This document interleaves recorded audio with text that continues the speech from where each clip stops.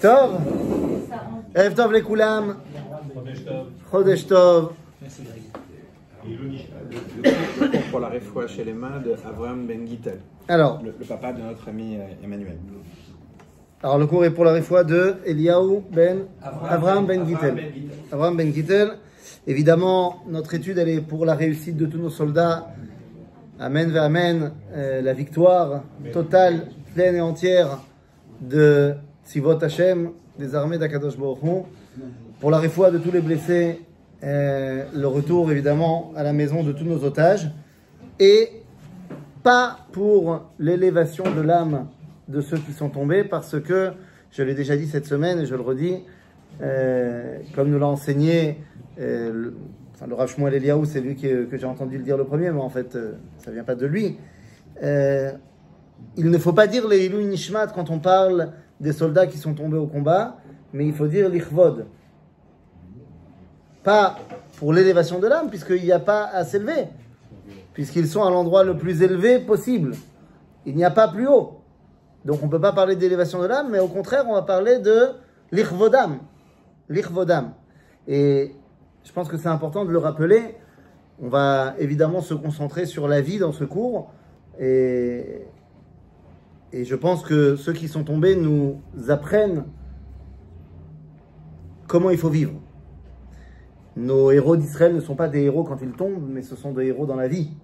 Et c'est ce qu'on entend à chaque fois qu'on va à des lévaïot, qu'on va à des enterrements et des semaines de deuil. Et bien on entend tout le temps qu'en fait ces gens-là étaient des gens extraordinaires dans leur vie. Et c'est ça qui est fondamental. Et bien, il y a, et c'est important de le rappeler, il y a 5 degrés, si vous voulez, de personnes qui peuvent être tuées à Al-Kiddush Hashem.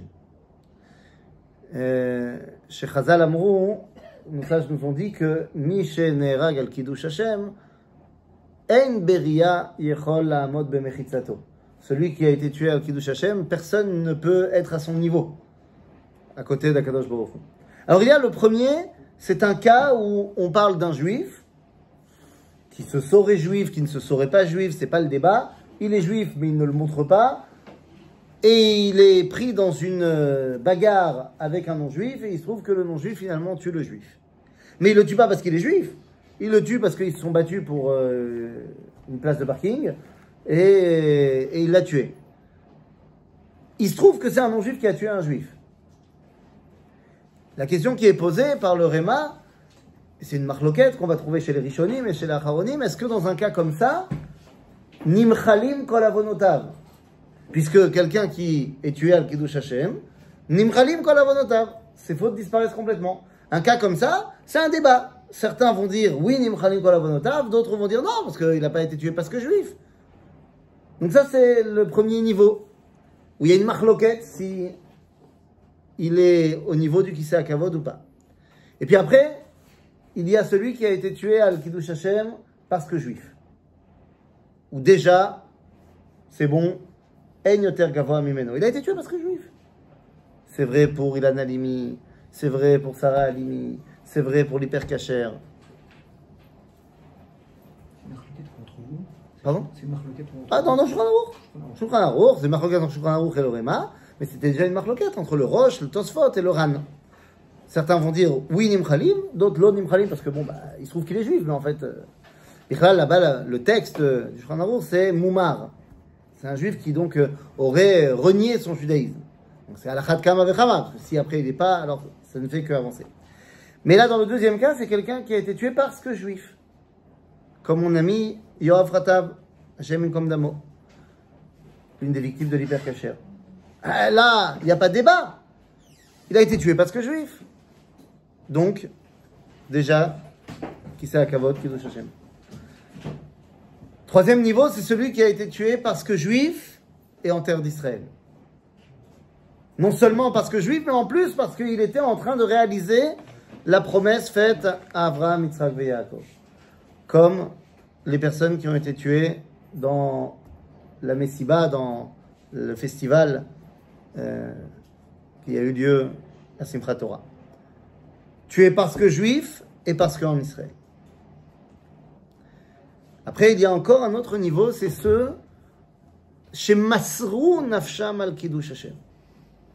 C'est-à-dire, ils avaient la possibilité de dénigrer Akadosh Baruch Hu, et ils ont décidé de l'imsor et nefesh. Par exemple, eh bien, on a vu ça énormément dans l'histoire. Alors, Rabbi Akiva, c'est encore autre chose. Rabbi Akiva, c'est Harugei Malchut, on y arrivera après. Mais c'est les gens comme, par exemple, les communautés de Shum. Alors, rien à voir avec l'ail. Évidemment, la communauté de Shum, c'est les initiales de Speirens, Mariganza, Wevermaitza, les communautés de la vallée du Rhin, les communautés de Worms, de Mayence. Ces communautés-là, où les croisés sont venus, on dit c'est pas compliqué, vous vous convertissez au christianisme, ou on vous tue. Bon, je donne cet exemple-là, mais il y en a eu plein d'exemples comme ça. L'exemple de l'Inquisition, il y en a eu beaucoup. Mais ces gens-là, donc, Masrou Nafsham al Kiddush Hashem, vous savez bien que d'après le judaïsme, c'est Achaïm, mais il y a certaines choses chez Yarek ve'al Yavor. Et en cela, Kiddush Hashem. Mais ils auraient préféré ne pas se faire attraper par les croisés. Le cinquième niveau, c'est celui qui va lui-même se donner au Goïm pour sauver les autres. Et la Gemara fait état d'une histoire comme ça, où il y avait la fille de César. Bon, quand on dit dans la Gemara Bata Caesar, ça ne veut jamais dire que c'est la fille de César. Hein. C'est certainement la fille d'un haut dignitaire romain qui a été tué. Et les Romains arrivent dans le village juif le plus proche. Et c'est pas compliqué, tant qu'on ne sait pas qui l'a tué, bon, on va tuer tout le monde. Et arrive Pappus et son copain Julianus, et ils viennent et ils disent c'est nous qui avons fait ça. C'est pas eux. Ils n'ont rien fait, mais ils décident de se sacrifier pour protéger le reste de la communauté. Tout ça, c'est Kiddush Hashem. Il n'y a rien à dire. Mais celui qui vient mettre sa vie en danger pour protéger le peuple juif, pas au niveau de l'individu, mais au niveau du klal Israël, il n'y a pas plus haut. Il n'y a pas plus haut. Il n'y a pas plus haut. Donc il n'y a pas besoin de dire les Ilui Nishmat pour tous nos soldats extraordinaires qui tombent au combat. Ils ne peuvent pas être plus élevés que ça. Donc on doit dire l'Ichvodam, l'Ichvod Achayalim Akdoshim. Comme on dira l'Ichvod Rabbi Shimon Bar Yochai. Comme on dira l'Ichvod Rabbi Akiva. Ça veut dire? Et ça c'est très important de bien le comprendre. Que ces gens qui sont en train de nous protéger sur le front sont les plus grands tzadikim qui soient. Et on va évoquer dans quelques minutes la personnalité de nos soldats qui est extraordinaire. Mais on y reviendra. Lorsqu'on parle de Chaïm, de vie, la recherche du peuple juif, c'est la recherche de la vie. Vepikuach nefesh, on sait bien que doché kol Torah kula. On sait bien que dans un cas de vie ou de mort, eh bien, c'est doché. C'est-à-dire que si je suis en danger de mort, j'ai le droit de transgresser Shabbat. Mais il y a des lois différentes quand il s'agit de milchama. Quand il s'agit des lois de la guerre. C'est-à-dire que, évidemment que les lois de Pikuach Nefesh sont en vigueur dans la guerre, bien sûr. Mais dans la guerre, il y a beaucoup d'autres lois qui ne sont pas Pikuach Nefesh. Comme par exemple, nous dira le Rambam dans les lois sur les rois et les guerres, au chapitre 8, que si quelqu'un a faim, pas qu'il est en train de mourir de faim, mais qu'il a faim et qu'il est à la guerre, Ochel kol ma sheba beyado. Nevelot, Trefot. Nos soldats qui sont maintenant au plein milieu de Gaza. Disons qu'il n'y a pas de manot krave, ou qu'il n'y a plus de manot krave, ou que lorsqu'il a regardé sur la boîte de l'ouf, il a vu que ça a été fait en 48 et il se dit quand même, il y a peut-être une question à se poser. Nous dit le Rambam, il ne doit pas se poser la question. Il trouve, alors, il y a de fortes chances qu'il ne trouve pas de cochon là-bas, mais il trouve quelque chose, il mange. Et il nous dit, Shamanu mipi hashmoa. C'est quoi ça, Shamanu mipi hashmoa? C'est dans la Torah. C'est quoi ça dans la Torah? Mais oui, nous dit la Torah que lorsque kitetse la milchama loivecha, alors qu'est-ce qu'on va trouver? Batim meleim kol tuv. Mais c'est batim meleim kol tuv. Ve batim asher lo banita, ve borot asher lo chatzavta. Tu vas arriver en Israël, tu vas conquérir la terre d'Israël, et là-bas tu vas trouver des maisons que tu vas pouvoir habiter, qui sont déjà prêtes. Tu vas trouver des puits qui sont déjà creusés, et tu vas trouver batim meleim kol tuv. Nous dit là-bas, Kidlei de Chazirei. Côte de porc, chez les Cananéens, Caniré, semble-t-il, c'était un mets très important. Et c'est important de comprendre cela, parce que l'effort de guerre, eh bien, c'est Pikuach Nefesh Bariboua, c'est Pikuach Nefesh au carré, parce que ce n'est pas seulement Pikuach Nefesh pour nos soldats, mais c'est Pikuach Nefesh pour nous. C'est-à-dire que ce qu'ils sont en train de faire, c'est pour que nous, on puisse faire un petit cours tranquillement. Donc, alachat kama vechama, a fortiori. C'est ce qui nous amène à comprendre un petit peu qui sont nos soldats extraordinaires. Alors, comme on a l'habitude dans ce cours de Givat Shmuel d'étudier maintenant le livre de Horoth, et qu'on est rentré la semaine dernière dans la partie qui s'appelle Amil Chama, on est arrivé au deuxième chapitre de Amil Chama, et je me suis dit que c'est vraiment ma team, c'est vraiment exactement de cela dont on est en train de parler.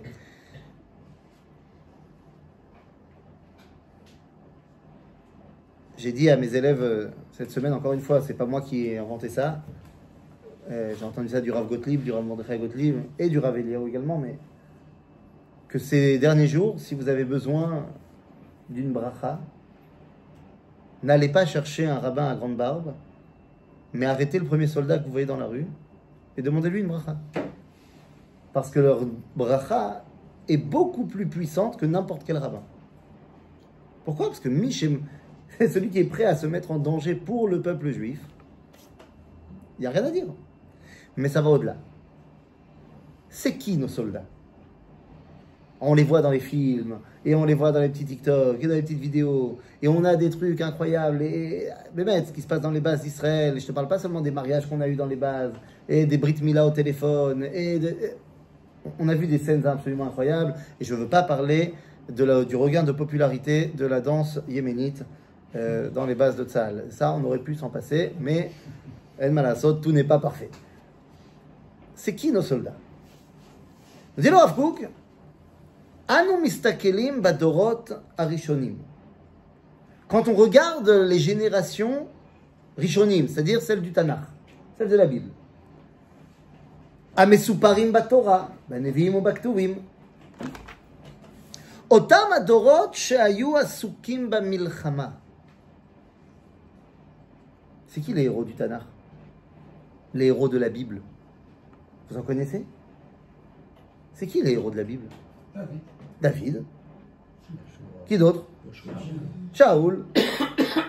Yoshua. Shimshon. Gidon. Je sais pas, il y en a d'autres. Pourquoi vous ne m'avez pas dit les rabbins qui vont avec eux? C'est bizarre. Quoi, David, il n'avait pas Benayahu Ben Yehoyada, qui était le Rosh HaSanhedrin de David? Il l'avait. Pourquoi vous ne m'avez pas parlé de lui? Pourquoi vous ne m'avez pas parlé de Shmuel Hanavi? Vous m'avez parlé de Shaoul. Pourquoi vous ne m'avez pas parlé des personnalités spirituelles rabbiniques, comme on dirait aujourd'hui?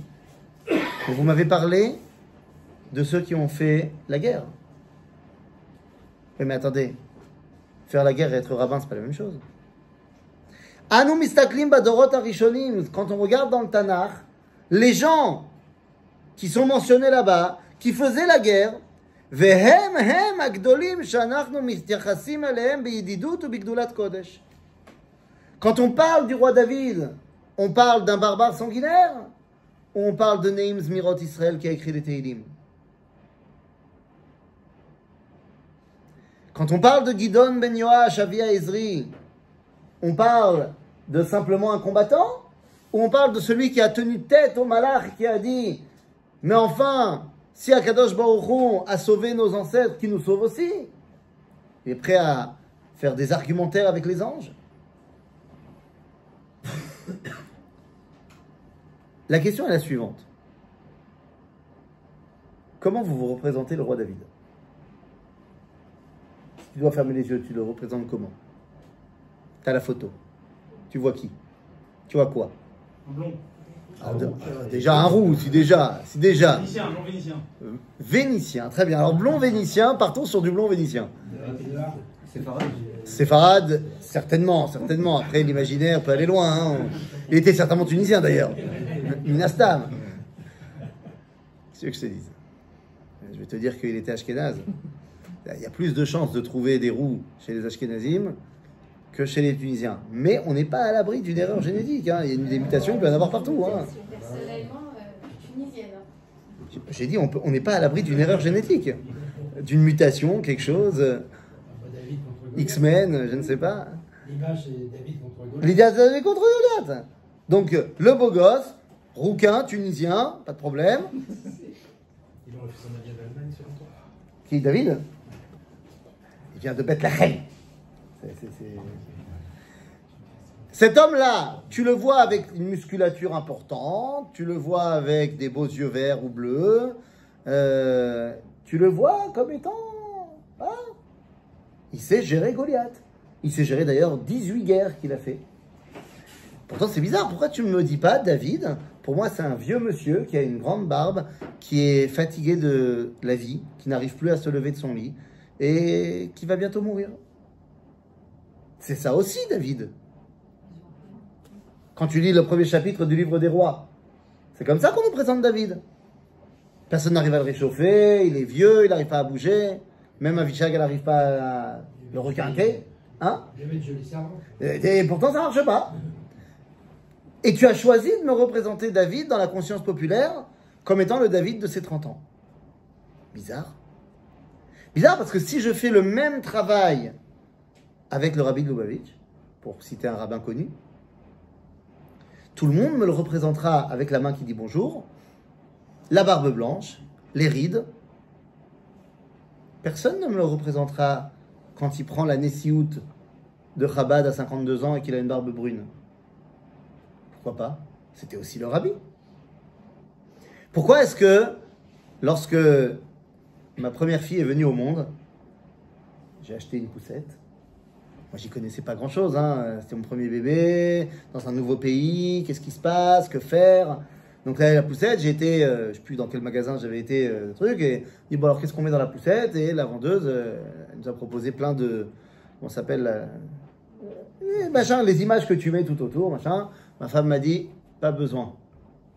Et oui, parce que ma femme, Chabad de son état, nous avait déjà ramené les 7 photos des 7 Rebbeim. C'est ça qu'on met dans le berceau. Vadaï. Vadaï. Bon, ok. Donc la première chose que ma fille verra dans sa vie, c'est des images de vieux monsieur. Quoi, c'est ça l'idéal du judaïsme? Mais je plaisante, mais je plaisante pas. C'est-à-dire que les photos qu'on va mettre dans les synagogues ou pas dans les synagogues, de rabbins, machin, chez toi à la maison, c'est des photos de vieux personnages. C'est ça l'idéal du judaïsme. C'est la sagesse, d'accord? Mais David, alors pourquoi est-ce que je pense à lui quand il était moins sage qu'à la fin de sa vie? Il était quand même plus sage quand il a écrit Tehillim que quand il a tué Goliath.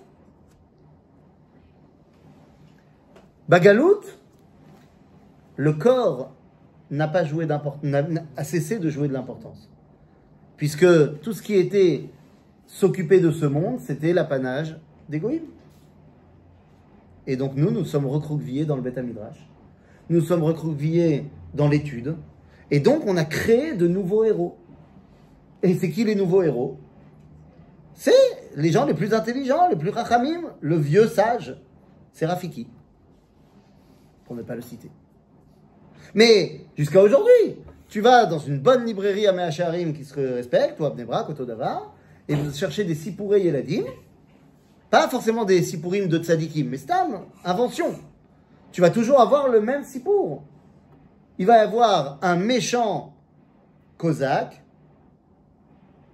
qui en général est très grand, très fort, et tu vas avoir le juif qui est tout petit, qui a des lunettes, mais c'est quand même le juif, je te rassure, qui va gagner à la fin. Parce qu'il aura réussi avec son cerveau, et sa chokhma, et sa kdusha, il aura réussi à battre le grand méchant. Et c'est comme ça qu'on a créé une réalité où le corps, à Olam Hazeh, c'était chez la M, vers Olam Haba, c'était chez l'âne. Top. Alors vous me direz, ça fait longtemps qu'on fait ça. Yaakov et Esav, Shamatem. On est rentré dans la paracha de Toldot. Et on nous dit quoi? Vaitrotsetsu abanim bekirba.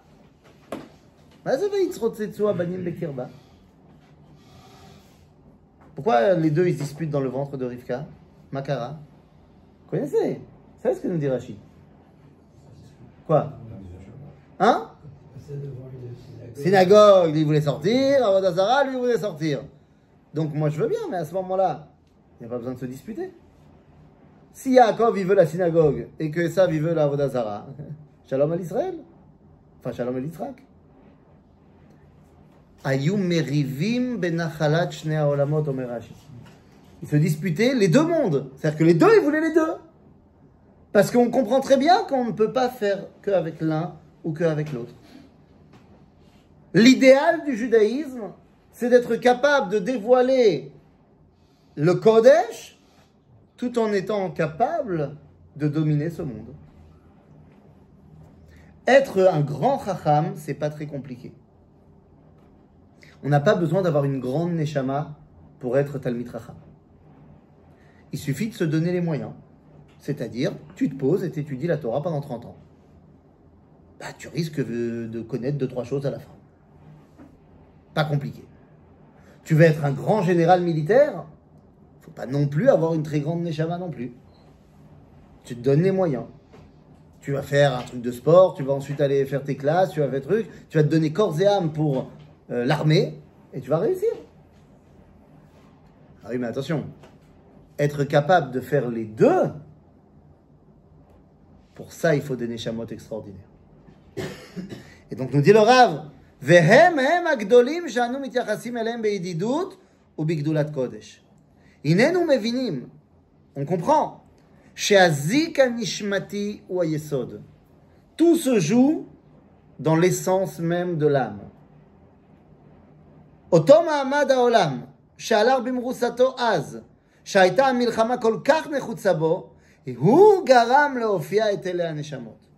Le monde du Tanakh, où la guerre était monnaie courante, a demandé l'apparition de ces âmes extraordinaires. Et donc, HaKadosh Baruch Hu, il a donné ces âmes extraordinaires. Mais lorsque le monde a cessé d'être dans un tourbillon de milchamot, on n'a plus besoin de donner ces âmes-là. Et lorsque le monde revient dans ce tourbillon, alors il faut redonner ces âmes-là. Les âmes qui étaient capables de dévoiler le Kodesh et Kedushat Eretz Israël, David Amelech, on en avait besoin il y a un peu plus que 3500 ans. On n'en a plus besoin. Donc Dieu a arrêté de les donner. Bagalout, t'as pas besoin. Ah, tu sors d'exil, tu as besoin de retrouver ces neshamot. Et c'est ce qu'on nous dit ici. Azizim ayu berucham. C'est vrai, j'ai sauté une ligne. Et tel neshamot. שהרגשתן הפנימית בתוכן שלם הייתה. מלחמת קיומם, קיום האומה, מלחמת השם הייתה. בהכרה פנימית. À l'époque, comme aujourd'hui, la guerre que menait David, que menait Shaoul, c'était Milchemet Hashem. Et donc on avait besoin de quelqu'un qui est capable d'avoir une neshama de Milchama et une neshama de Kedushat Hashem. Mais les amis, c'est ce qu'on voit de nos soldats là aujourd'hui. C'est tous des Kedoshim, on ne s'en rend pas compte. On ne savait pas qu'ils avaient autant de force, autant de Kedusha à l'intérieur. Bémet. Je ne sais pas si vous êtes comme moi, mais nos soldats sont un modèle de tout. Sont un modèle de tout ce qui est en train de se passer. C'est fantastique. On découvre un niveau du peuple juif qu'on n'avait pas découvert depuis tellement longtemps. Et c'est pas pour rien. On dit le Rav, Azizim ayu berucham veyed'u be'emek hachosher lifchor batov velasur minara. C'est quoi le projet de ces soldats-là, de ces gens-là? C'est là où il y a l'obscurité, d'allumer la lumière. Lifchor batov velasur minara. Notre guerre, c'est une guerre du bien contre le mal. Une guerre de la lumière contre l'obscurité. Et donc, pour la mener, on a besoin de gens comme nos soldats qui sont les porte-étendards de la lumière. C'est absolument extraordinaire. Le Rav termine en disant Gam ke'eler begeit salmavet lo irara. וכשאנו מתבוננים עליהם, הננו בכל הופעה רוחנית שאנו כל כך שוקקים לה, משתוקקים לאימוצם. Maintenant, aujourd'hui, le Rav, il écrit ça il y a 100 ans. Il dit, on a besoin, on regarde ces gens-là, et on dit, on a besoin que ça revienne. On a besoin de gens comme ça aujourd'hui. Bon, Hachem, on les a maintenant. On a ces gens-là aujourd'hui. On a des David Amelech en herbe. Alors en herbe pour l'instant, ils ne sont pas encore David Amelech, mais en herbe. Qui sait quels chidouché Torah vont sortir de la plume de certains de nos soldats après la guerre. Vous allez voir. On aura des gens qui vont devenir des rabbounim et qui vont écrire des choses fantastiques. Je me rappelle d'un de ces soldats, pas d'aujourd'hui, il y a un petit peu plus longtemps. Un soldat qui a à peine 20 ans. Il est jeune, il est un peu religieux, mais sans plus. Il a étudié un peu vite fait à la yeshiva. Puis il a 20 ans, il est beau gosse, il est parachutiste. Bon, déjà en soi. Et à un moment donné, son commandant, après un combat très important, lui dit « Sroulik, à ta peau. » Ma mfaked ani po, à ta peau. Afrad lozaz, à ta peau.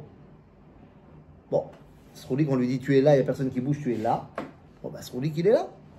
Alors, c'est où le là en question? C'est, vous savez, juste devant la porte d'entrée d'une espèce de dôme doré comme ça qu'il y a sur le mont du Temple à Jérusalem. Et personne qui bouge, c'est 200 Arabes qui sont les mains sur la tête et Arabaïd Beyadenu. Il dit, toi t'es là, tu bouges pas. Et un petit Srouli qui commence à réfléchir. Il dit, mais c'est quand même dingue, où est-ce que je suis là? Je suis à l'entrée du Kodesh HaKodashim. C'est-à-dire, le dernier juif qui était là avant moi, c'est le dernier Kohen Gadol, il y a 2000 ans avant la destruction du temple. Et là, il est en train de réfléchir et de se dire, mais attends, mais qu'est-ce que je connais, moi, du Beit HaMikdash? Je viens d'une famille religieuse. J'ai étudié un peu la Torah. Je connais bien Ilchot Shabbat. Je connais Ilchot Kashrut. Le Beit HaMikdash, je ne connais pas. Parce qu'on ne m'a jamais appris. Le Beit HaMikdash, c'est pas un sujet. C'est pas un sujet parce que tout le monde me dit, il va tomber du ciel. C'est pas un sujet. Et donc, Sroulik, qui décide que si jamais il sort indemne de cette guerre, eh bien, sa vie, ce sera le Beit HaMikdash. En sortant de la guerre, on arrête de l'appeler Sroulik, il retourne à l'Yeshiva et il redevient Israël. Et de Israël, il va devenir rabbin. Et on va l'appeler le Rav Israël Ariel. Et il va décider de créer le Machon HaMikdash. Et aujourd'hui, il est le Rav Ariel du Machon HaMikdash. Il a reconstruit tous les ustensiles du Beit HaMikdash. Neshamot Atsumot. Eh oui.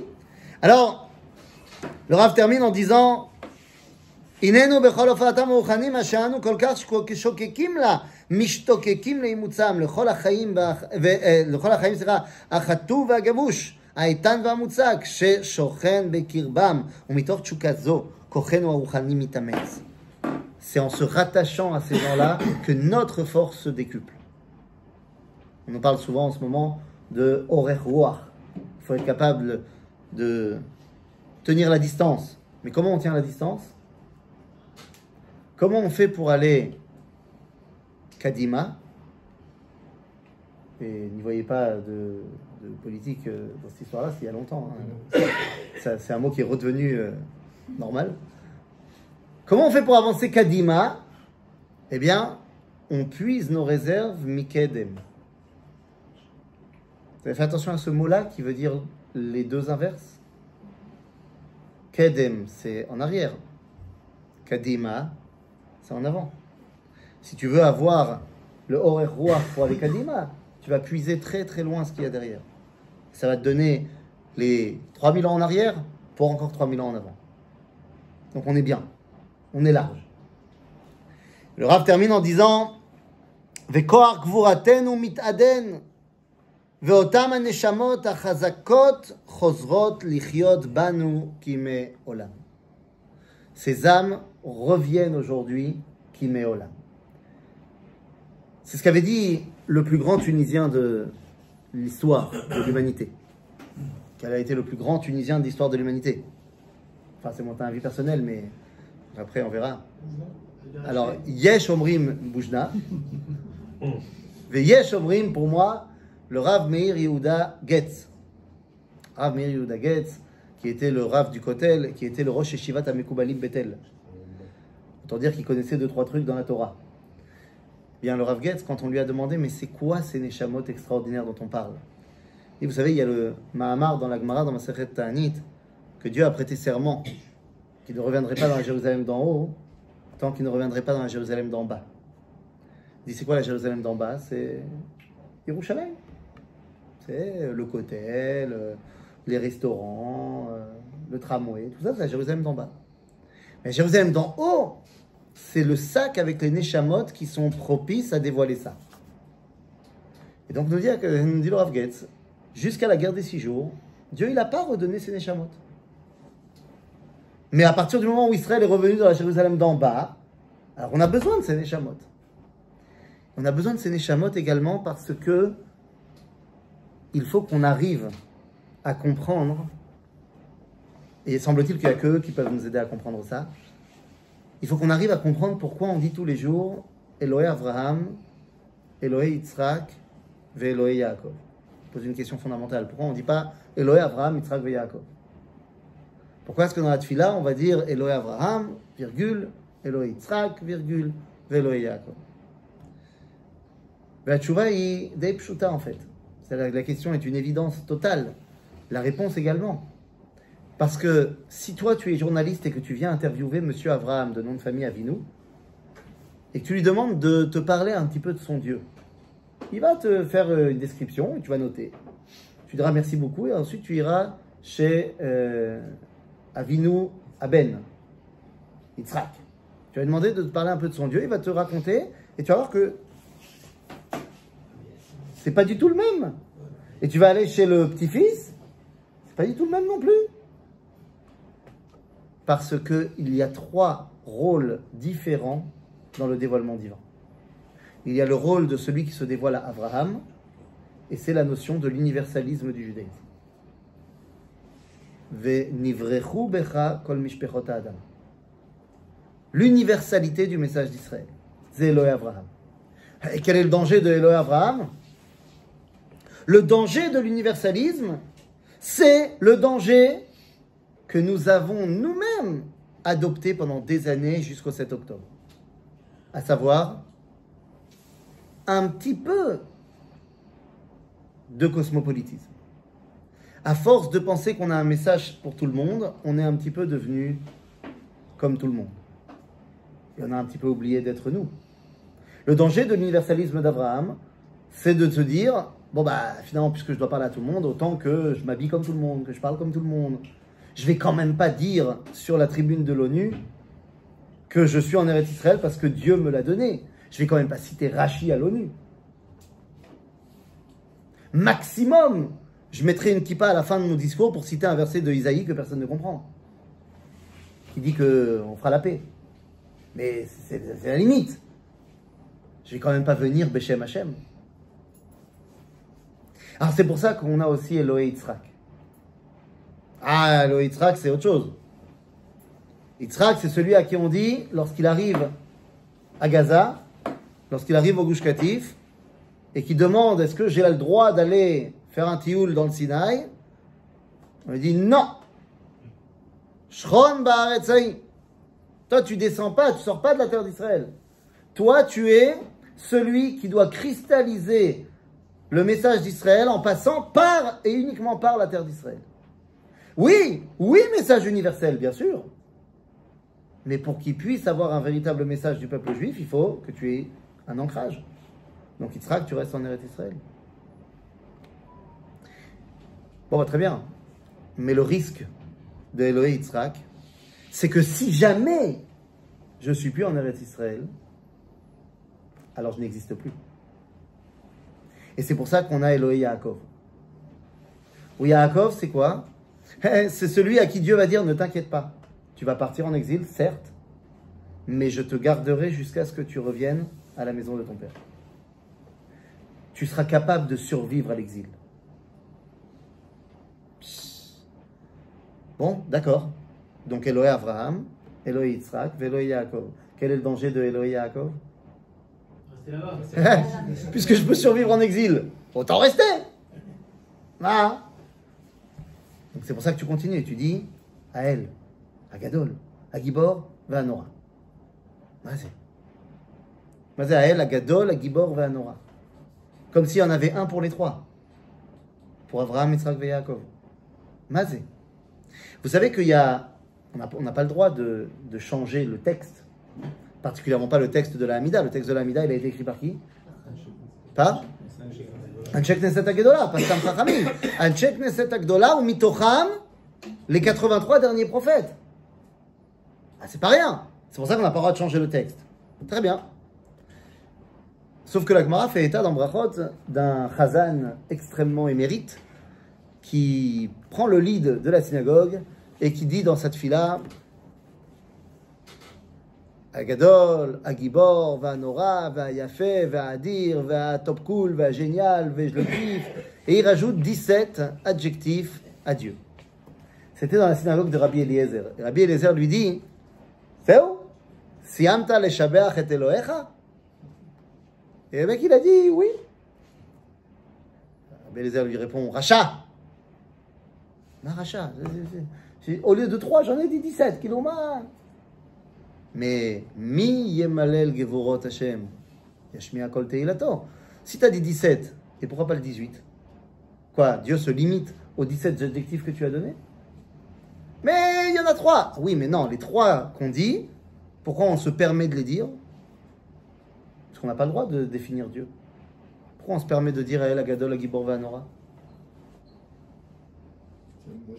Parce que Moshe l'a dit. Comme c'est un pasouk de la Torah. Ah, c'est-à-dire, moi, je pas moi. C'est lui. Réclamation à Moshe. C'est-à-dire, comme c'est un pasouk de la Torah, que Moshe l'a dit et que Dieu a donné le tampon de cachérisation, c'est bon. Alors, Mazé. Il y a un monsieur qui s'appelait Yirmiyahu, Jérémie. Jérémie, à un moment donné, il vit la destruction du temple et il dit Ael, Agadol, Ve'agibor. Et il dit pas Nora. Il demande, mais enfin, t'as pas lu la Torah de Moshe? Il dit si. Mais les goïms sont en train de détruire ton temple. Ayen Nora Otav. De là, j'apprends ce que ça veut dire Nora. C'est quoi Nora? Qu'est-ce que c'est que Dieu, il est Nora? C'est quand il est présent dans le Beth Amikdash. Et donc, quand il n'y a pas le Beth Amikdash, Yirmiyahu, il dit pas Nora. Et puis après, on a un autre monsieur, il s'appelle Daniel. Daniel, c'est pas qu'il a vécu la destruction du Beth Amikdash, il est dans la cour de Nabucodonosor. Et lui, il dit Ael, Hagadol, Ve'anora. Il dit pas Gibor. Il dit, mais pourquoi tu dis pas Gibor? Moshe, il a dit. Ah oui, mais le peuple juif est soumis chez les goïms à Yegevurotav. Où est la Gvura d'Akadosh Baruch Hu? De là, j'en comprends que qu'est-ce que c'est Gibor? C'est quand on est le peuple de Dieu en Eretz Israël. Puisque quand on est en exil, Daniel, il dit plus Gibor. Fait bah c'est Gadol. Gadol. Anshek Knesset à Gedola, il s'appelle. Pourquoi Gedola? Il dit au Talmud, Echziru atara le Yoshna. Et ils ont dit les 3, Gadol, Gibor, Venora. Mais quel chidouche? Il dit parce qu'il y avait un agneau parmi 70 loups. Et le berger qui a réussi à sortir l'agneau et le protéger des 70 loups et le ramener chez lui, Ezero et Gadol. Donc c'est quoi Gadol? C'est quand Dieu nous sort de l'exil et nous ramène en terre d'Israël. Le danger de Elohé Yaakov est réglé par la suite, qui nous dit, oui mais tu rentres, tu t'implantes en terre d'Israël, tu construis le Beth Amikdash. Malasot. 3 mitzvot ont été donnés au peuple juif quand on rentre en Israël. C'est quoi ces 3 mitzvot? Hein? Mettre un roi, détruire Amalek et construire le Beth Amikdash. Ah tiens. Mettre un roi, c'est-à-dire créer une souveraineté, créer un État. Ça, c'est quand tu reviens d'exil. Tu es bien obligé de créer un pays.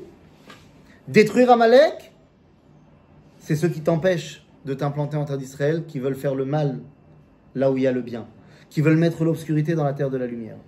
C'est ce que nous sommes en train de faire. Et après, donc, il faut aussi construire le Beth Amikdash. Le projet est finalement très simple. Hein? Rendre qui? Ah, Shevet Yehuda. Rendre Gaza à la tribu de Yehuda. Bien sûr, tu as raison. Parce que l'objectif, c'est quand même que chaque tribu puisse retourner dans sa Nachala. C'est bien à ça que tu faisais allusion. Évidemment, je ne peux pas imaginer autre chose. Après, c'est vrai qu'il y a un grand problème pour toutes les personnes qui s'occupent ici de faire de l'immobilier. et qui ont vendu des appartements par-ci par-là à plein de gens sans poser la question de quelle tribu ils venaient pour savoir s'ils pouvaient être Ben Achalat Dan, c'est une vraie question parce que toute personne qui a acheté un appartement à Givat Shmuel, s'il vient pas de la tribu de Dan, je ne sais pas comment il va pouvoir garder son appartement dans le prochain Yovel. Mais ça, je vous laisserai gérer vous entre vous. Ah, on le louera, on gérera. C'est la revanche des Éthiopiens. Pourquoi? Ils sont Dan, ils auront tout le gouche Dan. Ah, tu dis, ah, il a fait mal, Nachon. Les Éthiopiens, Shevet Dan, ils seront refaits. Il a fait mal. Les amis, c'est de ça qu'on parle. C'est exactement de cela dont on parle. Mais le problème, c'est que pour réussir à faire tout ça, il y a deux choses.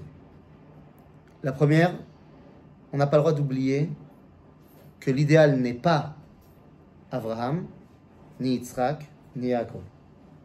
Mais l'idéal, c'est Israël. Et on a appris à devenir Israël petit à petit. On a appris à devenir Israël.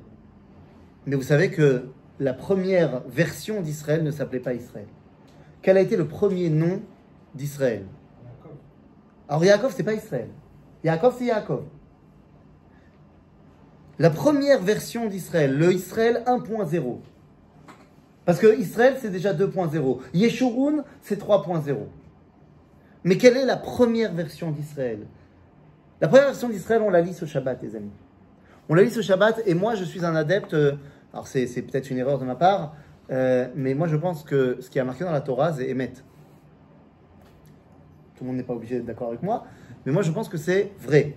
Et donc, moi, quand on me dit que Yitzhak, lo ikiro, que lorsque Yaakov rentre dans la tente, déguisé avec un déguisement pourri, que franchement je le bats mais à plate couture en termes de déguisement de Pourim, et vous en êtes témoin. Franchement, le mec il a mis 2-3 peaux sur les bras, un peu sur la nuque. Franchement, on a vu beaucoup mieux en termes de déguisement. Et pourtant, Katouf chez Yitzhak, lo ikiro. Lo ikiro. Ah, il était aveugle. Et c'est aveugle baroche shelachem. Aveugle, c'est comme tu disais, tu choisis ce que tu as envie d'entendre, hein. Tu choisis ce que tu as envie de voir. Parce que quand Yitzhak rentre dans la tente, nous dit Rashi, Ra'a Geinom Patoach Lefanav. Ah, Ra'a. Quand Yaakov il est rentré, Ra'a Gan Eden. Il sait très bien voir Gan Eden et Geinom. Ça, il sait très bien voir. Donc, il voit ce qu'il a envie de voir. Loikiro. Alors quoi? Parce qu'il était déguisé? Alors il l'a touché? Franchement, je ne sais pas pour vous, mais moi j'ai déjà travaillé avec des gens qui étaient non-voyants. Je peux me mettre 12 déguisements. Déjà, je vais commencer à parler. Et ils vont tout de suite reconnaître ma voix. Je veux dire, à un moment donné, il ne faut pas pousser. Et je ne sais pas si vous avez déjà touché une peau de chèvre. C'est pas exactement... Je veux bien, mais bon, les chèvres mutantes aussi.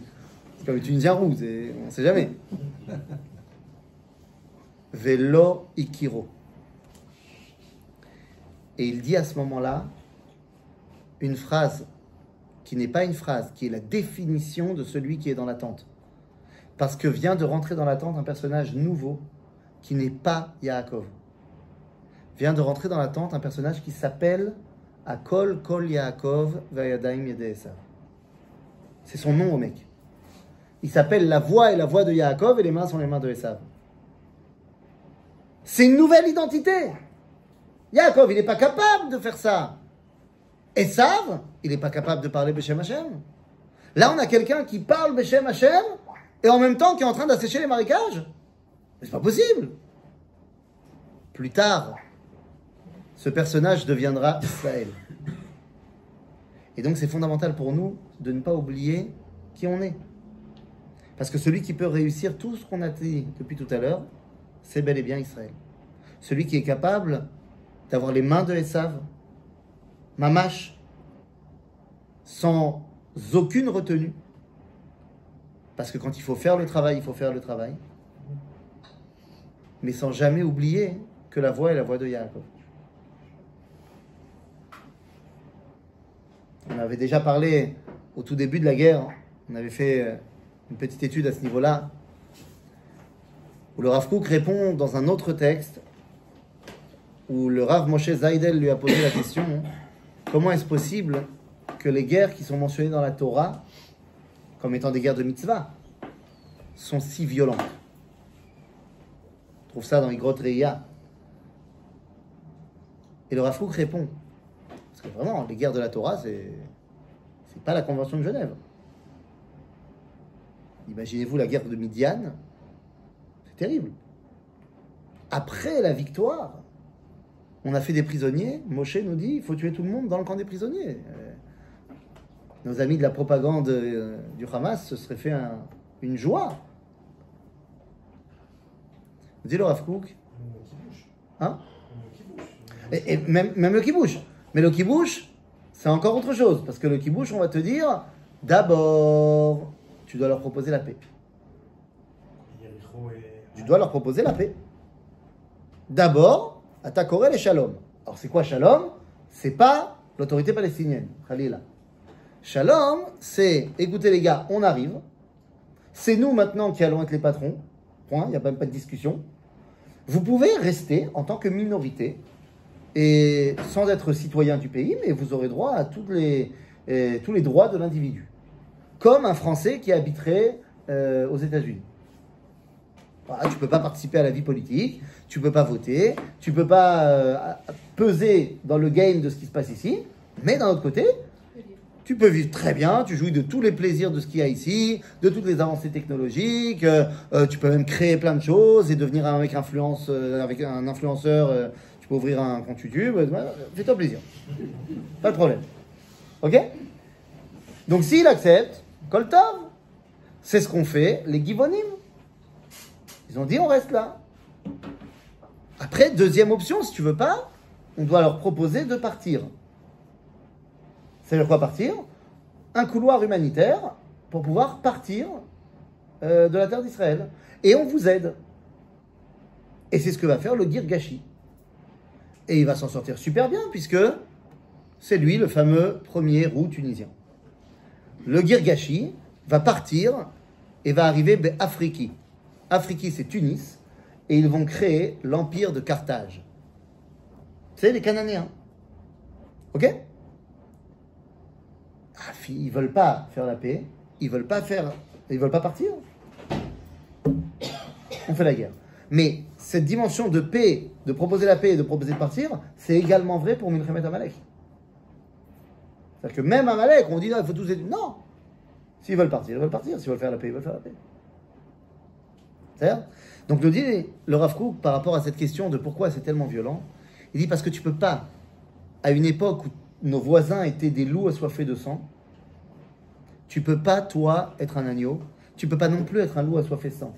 Tu dois être un tyrannosaure mutant, avec rayon laser intégré. La-t-il pachad al praim, faire peur à ces barbares, pourquoi? Pour que la justice, le bien d'Akadosh Baruch Hu puisse résider dans le monde. Nachon, on n'a pas l'habitude de voir nos soldats agir avec autant de force comme on les voit depuis un mois, Baruch Hashem.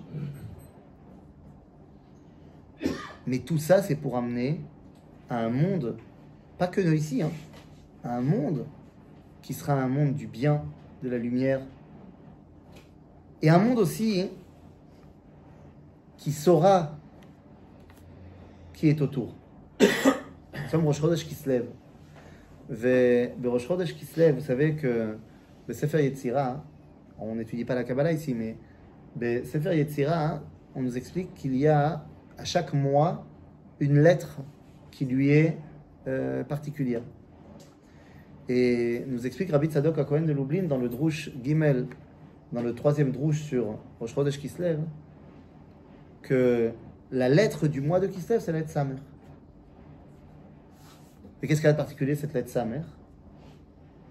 Ben, la Gemara nous dit Aro et tête bachalom, yitzpe letov. Si vous voyez un jour la lettre tête dans un de vos rêves, attendez-vous à des choses très bien qui vont vous arriver. Lama. Parce que nous dit la Gemara, la première fois où la lettre tête apparaît dans la Torah, c'est Tov. Donc c'est quoi la première fois où la lettre Samer apparaît? Ou Asovev kol eretz hachavila.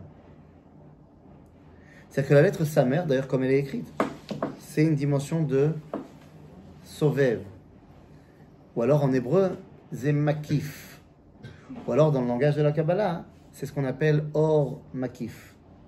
C'est-à-dire qu'il y a une dimension de lumière divine qui est tout autour de nous, qui est une protection. Que quoi qu'il arrive, tu peux te référer à cela. Il y a une Or qui est Pnimi. Il y a aussi une Or Makif. Chodesh Kislev, c'est le mois où tu te réfères à cette Or Makif. Et une fois que tu t'es rempli de cette lumière-là, alors toi aussi, tu peux allumer une petite lumière aussi après, à la fin du mois. Ou toi aussi, tu décides d'allumer ta Or Pnimi à toi. Chag HaChanouka. Les amis, nous sommes donc dans cette guerre incroyable. Est-ce que il s'agit de Milchemet Gog ou Magog? Est-ce que à la fin de la guerre, on couronnera Melech HaMashiach? Lo yodea. Baruch shelo yodea. Est-ce que les éléments, les planètes sont alignées pour que on est à une époque très propice pour. J'ai même fait il y a quelques années un cours à Oshana Rabbah où j'ai enseigné le livre de Kohelet. Et suivant les enseignements de mes maîtres, j'ai fait ce qu'on n'a pas le droit de faire, à savoir de faire des comptes. C'est aussi qu'on n'a pas le droit de faire des décomptes, de faire des calculs pour savoir quand viendrait le Mashiach et tout ça. Et tout, on n'en a pas le droit. Et tous les rabbins qui disent qu'on n'a pas le droit, ils ont tous fait des calculs. Donc j'ai dit, bah, alors moi aussi je vais faire un calcul, et comme ils se sont tous plantés, il y a de fortes chances que moi aussi je me trompe. Et en fait, suivant les enseignements du Rav Cherki, on a pris le livre de Kohelet. Vous savez, dans le 3e chapitre, il y a 28 étim, où Shlomo il dit que le monde c'est ça veut dire un temps. C'est un temps de ça, un temps de ça. Et il termine en disant et milchama, et le dernier c'est et shalom. Et shalom c'est Bet Hamikdash. Et à ce moment-là, on a fait un petit calcul très simple, puisqu'on a 28 étim, on a pris les 6000 ans de ce monde, divisé par 28, on est arrivé à un truc qui ressemble à 214, quelque chose, et après tu regardes, hein? C'est pas divisible. Ouais, virgule quelque chose, on a dit. Ah, on s'arrange, tu sais comment ils sont les juifs. Tu sais bien que Tchulent, Begematria, Shabbat. Vim Zelo Yotze, rajoute un peu de Tchulent. Voyez, vous savez. Im Kvar Shtuyot, hier j'ai dû expliquer dans un shiur de Halacha, qu'est-ce que c'était Shiabuta de Rabbi Nathan. Moussa Gilchati. Mais c'était des religieux en face de moi. Des religieux, tu sais, des vrais, avec des kippotes d'une couleur monochrome. Et donc je devais expliquer qu'est-ce que c'est Shiabuta de Rabbi Nathan. J'ai dit, c'est Maot Pashut. Shiabuta de Rabbi Nathan, c'est quand les chassidim de Vizhnitz, ils vont acheter le tchulent et le mettre directement aux toilettes. C'est Shiabuta de Rabbi Nathan, et il n'y a que toi qui as compris. C'est-à-dire, Shiabuta de Rabbi Nathan, vous savez ce que c'est? C'est quand moi, je te dois de l'argent, et toi, tu lui dois de l'argent, alors je peux lui donner directement. Katser ta'alichim. C'est un mevin yavin. Bekitsour. T'as vu? Surtout le chouette. Non, alors j'ai fait un calcul, machin, et je suis tombé en disant que Et Shalom, ça commence en 2024. Mais c'était il y a quelques années. Hein. J'ai dit, ça tombe bien en plus, parce que 2024, c'est l'année de la bar mitzvah de mon fils. Donc, pourquoi pas faire la bar mitzvah au Bet Hamikdash? Pourquoi pas? Vous savez bien qu'il y a une histoire comme ça qu'on raconte sur Reb Levi Yitzhak Berditchev, qu'un jour, il y a quelqu'un qui vient l'inviter au mariage de sa fille, et il lui donne l'invitation, il dit, voilà... Il voit qu'il y a marqué que le mariage aura lieu, je ne sais pas quelle date, à Berditchev. Et il déchire l'invitation. Il dit, c'est pas comme ça qu'il faut marquer. Il faut marquer, le mariage aura lieu, Mirtse Hashem, au Bet Hamikdash, à Yerushalayim. Et en petit, tu marques. Et si jamais le Bet Hamikdash n'a pas été construit d'ici là, alors on fera la fête à Givat Shmuel. Comment on peut prévoir des fêtes à Givat Shmuel? C'est pas possible. Les Zrat Hashem, on les fait au Bet Hamikdash. Si jamais, alors on peut les faire à Givat Shmuel. Donc je dis, ça tombe bien, moi ça m'arrange. Mais est-ce que ça va tomber juste ou pas? La vérité, avant Simchat Torah, je disais tout le temps, mais c'est sûr que ça va être n'importe quoi. Avaler Teda. S'il y a quelque chose qu'on a appris avec cette guerre, et, au cas où on n'avait pas bien compris notre histoire, c'est que ça ne veut rien dire. Non, mais c'est pas possible. Ce truc-là de dire, c'est pas sérieux. Non, mais c'est pas faisable. Non, mais réfléchis enfin. Je sais pas si on va reconstruire le Gush Katif. Amen, que oui. Je sais pas si on va faire de la bande de Gaza la plus belle partie de terre de toute la terre d'Israël. Je sais pas si je vais retrouver les plages que j'avais découvertes dans mes premières années d'Alia Bagouche. J'en sais rien. Je sais pas si on va construire le Beth Amikdash. Je sais pas. Mais je peux vous dire un truc que je sais. C'est que quand on n'a pas dit, mais si on avait pu dire à ma grand-mère, au mois de janvier 1945, lorsqu'elle fait les marches de la mort et qu'elle sort de Auschwitz pour arriver en Allemagne, et qu'on lui dit, tu sais, dans 3 ans, il y aura un pays pour les Juifs où ils seront libres et autonomes et ils pourront se défendre. Qu'est-ce qu'elle aurait répondu? Elle dit, oui, c'est un beau rêve. C'est un beau rêve, mais c'est pas possible. Et si on avait dit à toute la Tzameret, à tous les généraux, ministres, premiers ministres, qui étaient assis au premier rang, à Yom HaAtzmaut en 1967, à Binyané Haouma, quand Shuli Natan est arrivé avec sa guitare et a commencé à chanter Yerushalayim Shel Zahav. Si on leur avait dit à tous, les gars, Shavuot, au Kotel, ils t'auraient dit quoi? Déjà l'autre, elle a chanté Yerushalayim Shel Zahav, ils étaient en train de pleurer. Arabaït Beyadeno. S'il y a bien une chose que l'histoire du peuple juif nous a appris, c'est que c'est pas possible, c'est faux que c'est pas français. On a vu que c'était tout à fait français. Par contre, c'est pas juif. C'est pas juif. C'est pas possible, c'est pas juif. Qu'est-ce qui va sortir de cette guerre? Je peux pas vous dire exactement. Mais la lumière, le bien, la gloire d'Akadosh Baruch Hu, c'est ça qui va ressortir. Et ceux qui vont permettre cela, eh bien, ce sont nos soldats extraordinaires. Ce sont ces gens pleins d'humilité, pleins d'abnégation, pleins de force, pleins de émouna, qu'on voit dans les bases partout en Israël, qu'on voit dans tous les marsomim, qu'on voit Baoref, même ceux qui ne sont pas en Milouim. Je parlais hier avec le Rav Jonathan Seror de Tel Aviv. Il me racontait qu'il y a un élève à lui qu'il a appelé la semaine dernière et il dit Rav, voilà, je vais avoir là une chalonne de 24 heures. Je peux rentrer à la maison. Ça fait 1 mois que je peux être à la maison. Et ma femme, elle est encore nida. Moi aussi. Il y a moyen de truc. Il y a moyen de. Essayer de demander, ça fait combien de temps, enfin, le truc, machin, essayer de tourner dans tous les sens. Et malasot. Nida, écoute, ça va être dur, mais vous allez y arriver. Vous allez y arriver. Top. Nous. Finalement, il ne peut pas sortir. Dochimoto be yomaim. Il repousse sa sortie de 2 jours. Il rappelle le Rav. Il dit, on est presque à la fin là. Il y a moyen de... Il dit, c'est pas possible. C'est pas possible. Il dit, mais t'es sûr, il n'y a pas... Écoute, qu'est-ce que ça veut dire? Shiva Nekim, lo Shiva Nekim. Il y a eu une Sehara du Rav Bochko la semaine dernière.